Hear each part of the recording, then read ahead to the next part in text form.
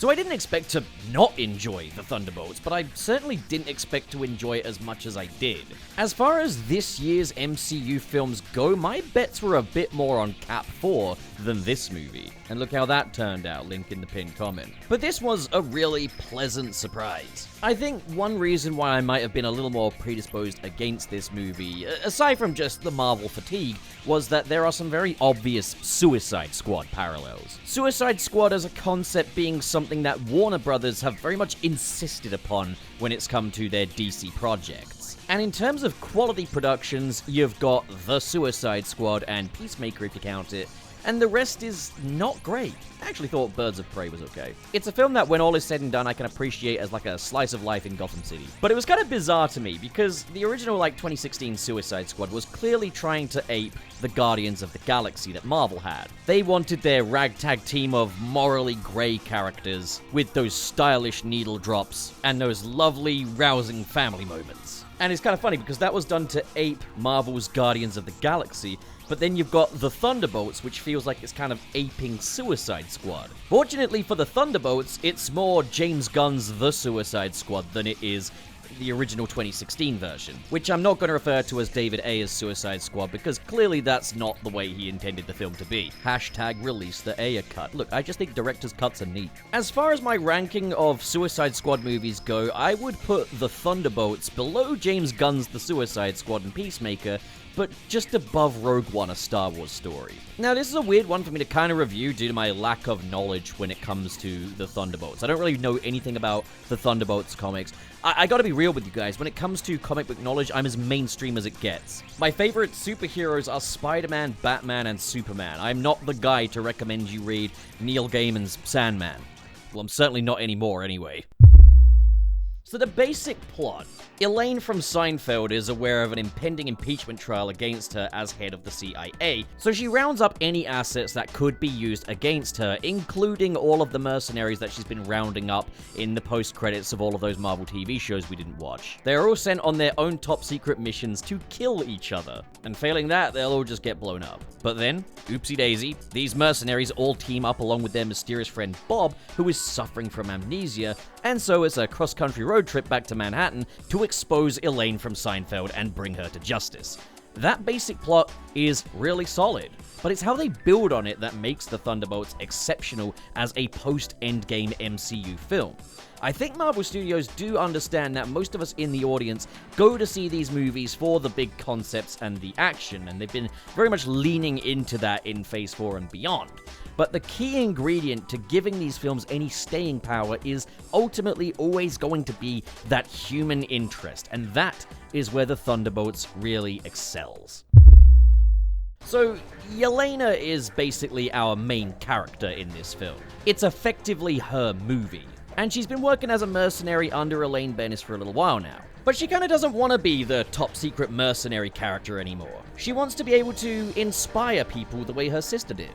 Without wording it exactly that way, she wants to be an Avenger. And it's interesting because we have seen that motivation before. We saw that motivation used for Spider-Man in Spider-Man Homecoming. It's a character motivation that we can kind of easily understand because it's one that we are kind of accustomed to already. But she views it with a much more sort of nihilistic perspective than, say, Spider-Man. She's coming from a place of being this secret agent, effectively, who now wants to do more of the big superhero stuff, while Spider-Man, on the other hand, he didn't want to be a kid anymore.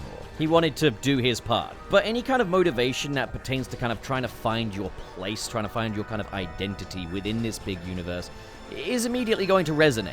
We've also got kind of John Walker's motivations, because he's kind of the abrasive asshole of the team, effectively. And throughout a lot of the first act of this movie, I was thinking, crikey, they've really changed John Walker's character, mate. He obviously had a darker side in the Falcon and the Winter Soldier series. He wasn't really just, an unpleasant asshole. Here he kind of comes off as someone who just doesn't give a shit anymore.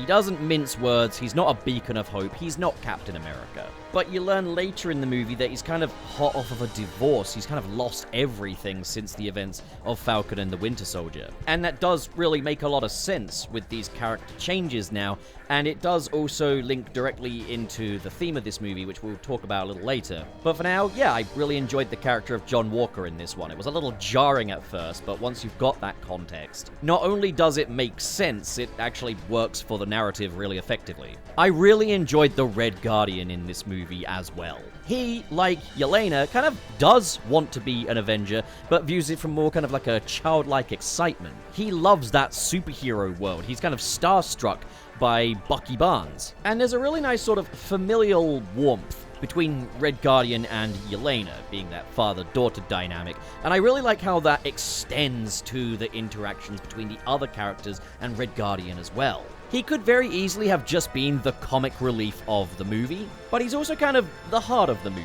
He's the one that kind of identifies the darkness within Yelena, a darkness that extends to all of the other characters. And as the man who raised her, he kind of knows the purest version of who she is, and is kind of trying to help her get back in touch with that. But we also get compelling reasons why Yelena has this darkness within her as well. Just how cruel and unusual her training with the Red Room was. And I mentioned Bucky earlier as well. I really enjoyed Bucky in this movie. I think some of the best Bucky scenes post-Winter Soldier persona are in this movie. Bucky's a badass in this one. But I love how he's kind of finding a new chapter among the Thunderbolts. He's effectively the elder statesman of the MCU with these new kind of whippersnappers. He's felt a little left behind by time in the MCU, having more passive roles, but here it feels like he's given a chance to really step up. So those are kind of the character highlights of this one.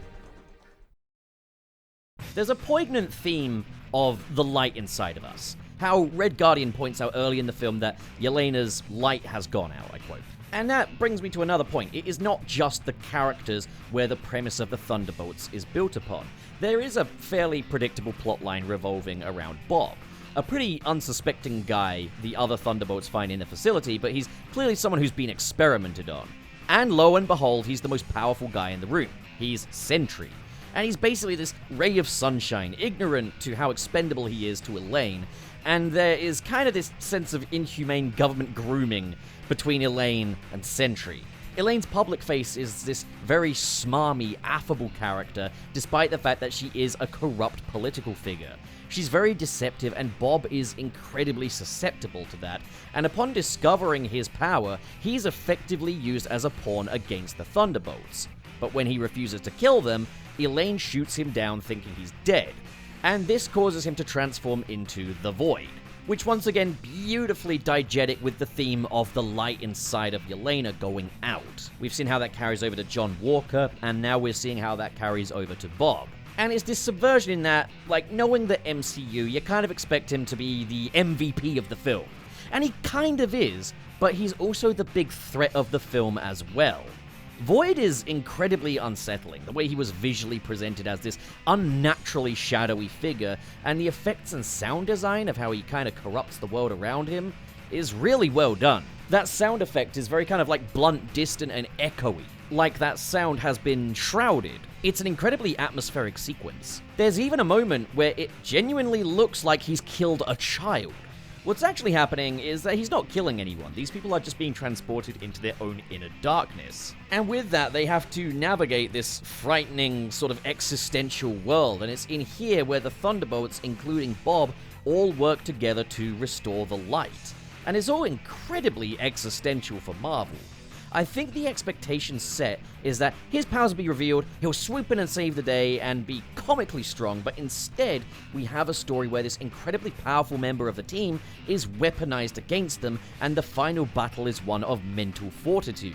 I think there's also even acknowledgement of how tropey this could have been from the onset, because the first half of this film is basically a good Phase 3 movie. You've got these fun, high-concept ideas, all these mercenaries being sent to kill one another, but instead working together. You've got great characters with fun dynamics, you've got the banter and the jokes. I guess you could say it's fairly run-off-the-mill Marvel, But then the second half really comes in and changes those expectations while also keeping track of what makes the best of the MCU films work. Another area where this subverts the expectations as well is the ending of the film. Despite the fact that her experiment, Void, is out there in full display for the whole frightened world to see, against all the odds pointing to Elaine being exposed, she wins. Because she spins this narrative that the Thunderbolts are her newly appointed new Avengers, and the end credits have a very twisted take on the Avengers end credits vibes, complete with a new Avengers title card justifying the asterisk at the end of the original title.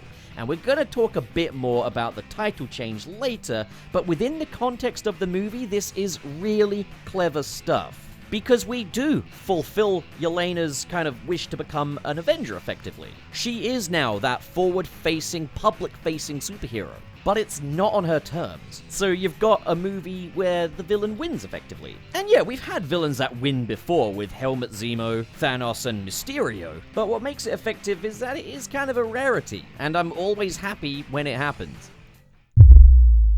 Attention everyone, the following patrons will not be subjected to 6 months in the cube. They are Gosh Damn It, Just Another Evil Robot Clone Seeking Revenge, Xander Wolf, Ghostly Phantom, Twilord, KB, Sad Goku, Dare Denny, Kale Bennett, If Super Mario 64 is so good, where's Super Mario 65? We already skipped to Super Mario 256 on the Nintendo DS. And Mr. SP, Cyrus the Skeptic, Biotin, Pressplated Jason, Gideon Wells, Goober, Basic Content, Christopher, Reese Burns, Manalza, Goat Cannon, Litzy, Silver, Josh Strider, Grant Allen, Zach Brakowski, Marv Animation, Coco210, Cho Henshin, RT0, Carlex, SSS06, and Vera Wild.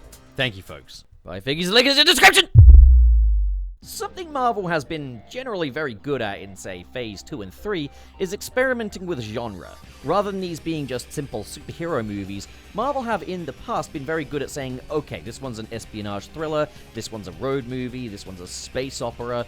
It's that marriage of different pop culture fascinations along with the superhero subgenre, and while I hate to admit it, the accessible comedy that initially put Marvel Studios productions a cut above other superhero movies in their earlier days.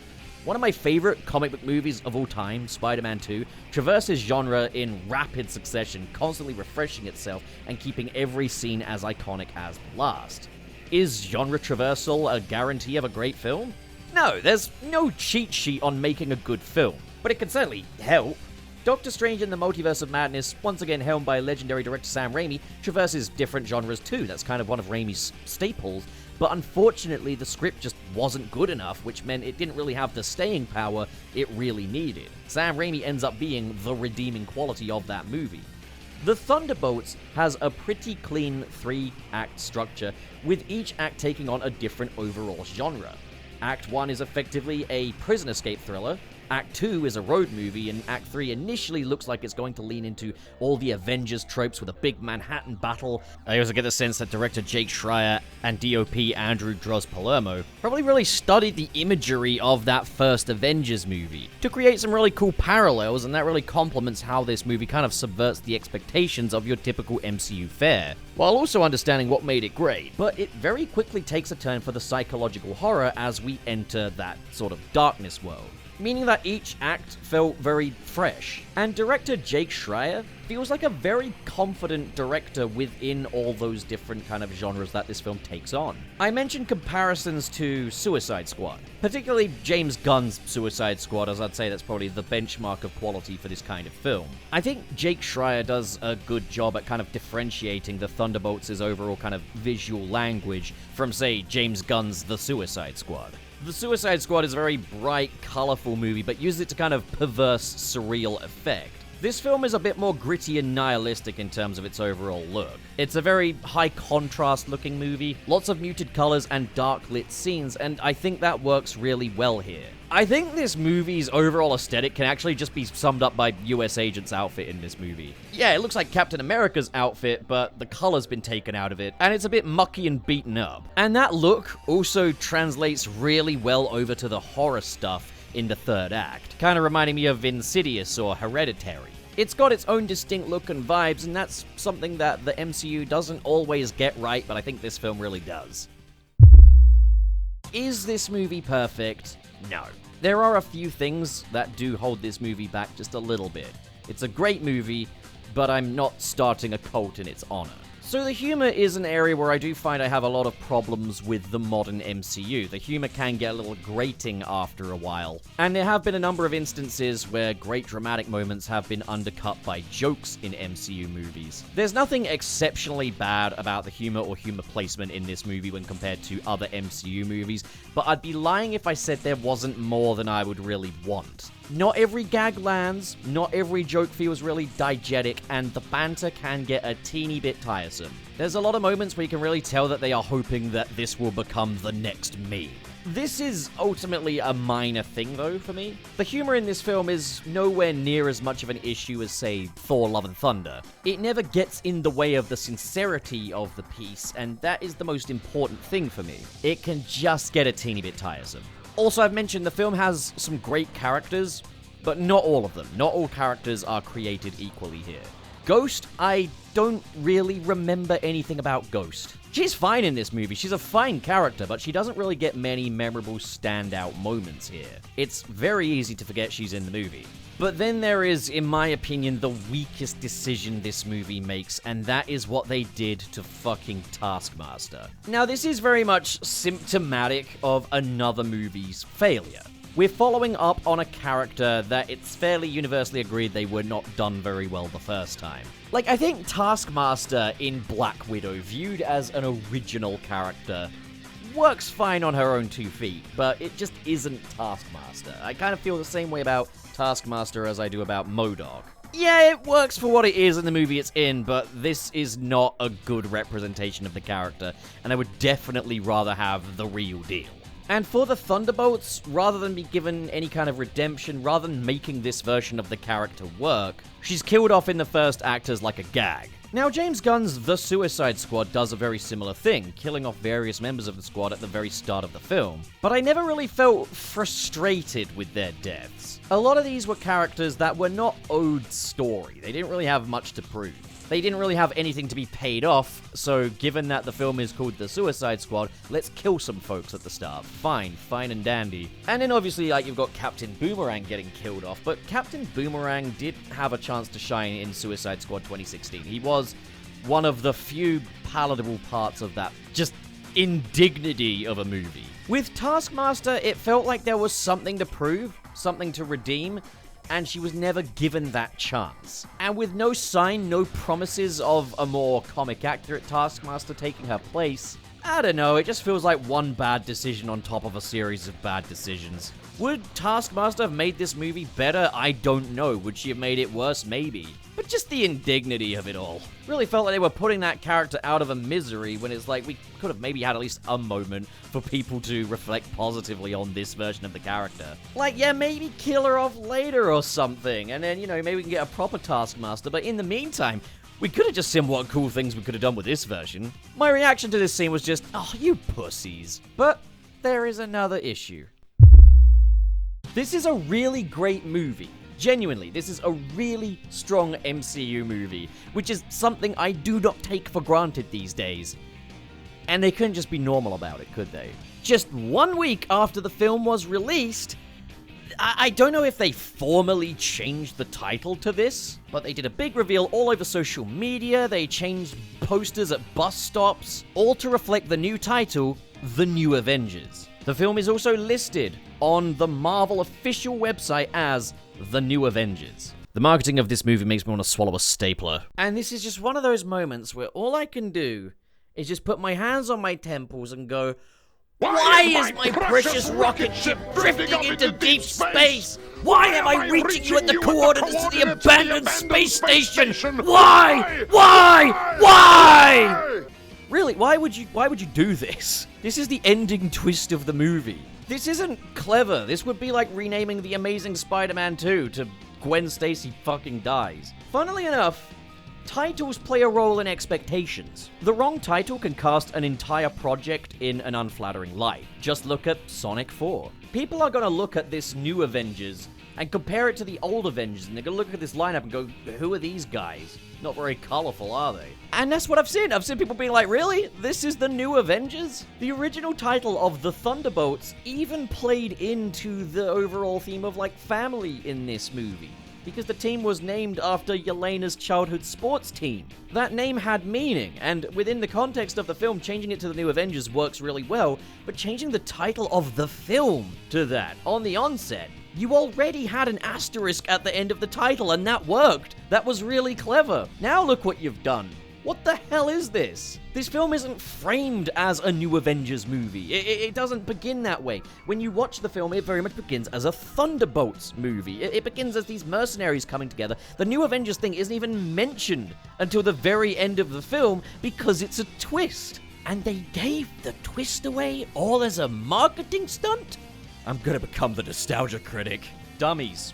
Whoever decided on this is a dummy. A big dummy dumb goo-goo baby. Yeah, that's cool. We're gonna make an X-Men movie, but the post-credits will have Spider-Man in it, and we're gonna call the movie Spider-Man. Because that makes as much sense.